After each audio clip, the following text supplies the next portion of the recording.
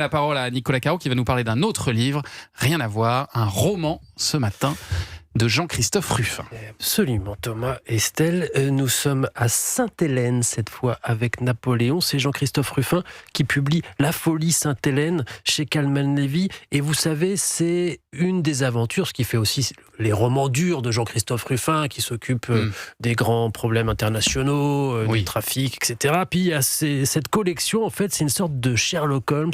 Il s'appelle Aurel Timescu. Ça fait 7 aventures d'Aurel. Et c'est une sorte de Sherlock Holmes, mais très très névrosé, très très décalé, un peu monk, vous voyez ce personnage de télé, mais avec très très intelligent aussi bien sûr, beaucoup d'intuition. Et alors cette fois, on est à Sainte-Hélène, c'est l'île où Napoléon bien sûr a été exilé, sous surveillance britannique, où il mourut en 1821, bien sûr, entouré de ses derniers fidèles dans la maison de Longwood. Et en fait, à cause de ça, c'est une enclave française aujourd'hui. Pas toute l'île, mais la maison... C'est pas très grand, hein, ça fait. L'île a fait 122 km², c'est pas très grand, mais l'enclave c'est quelques centaines de mètres carrés seulement. Il y a 2 maisons, il y a une tombe, c'est pas beaucoup, et c'est perdu au milieu de l'Atlantique Sud. Et il y a un consul honoraire là-bas justement pour s'occuper de ça quand même. Il doit être débordé, dans la réalité.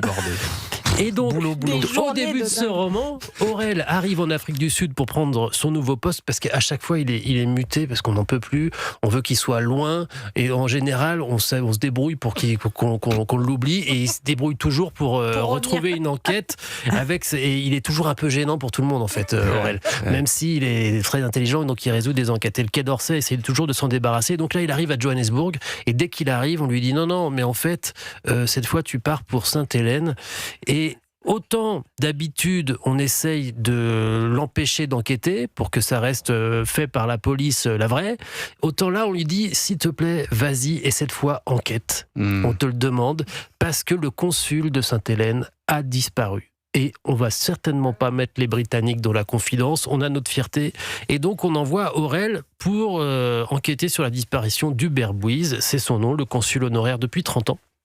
Il sera aidé par 2 historiens, Anastasia et le professeur Antoine, et on trouve une lettre d'adieu signée par Bouise, mais tout laisse à penser que c'est pas du tout lui l'auteur de la lettre. On a retrouvé aussi Pchit, c'est la chienne de Monsieur Bouise qui a été retrouvée tuée par balle, et donc Aurel enquête au milieu des fous de Napoléon, vous savez, ceux qui se déguisent en grognards et tout ça, les Anglais, des collectionneurs, il y a des personnages pittoresques là-bas, c'est très très drôle, et en même temps c'est très très intelligent, ça donne un roman truculent. J'adore cette collection moi de Jean-Christophe Rufin, j'adore ce personnage. C'est une plume très particulière, Jean-Christophe Rufin. Et c'est très fluide, et toujours très érudit comme ça, et magnifique.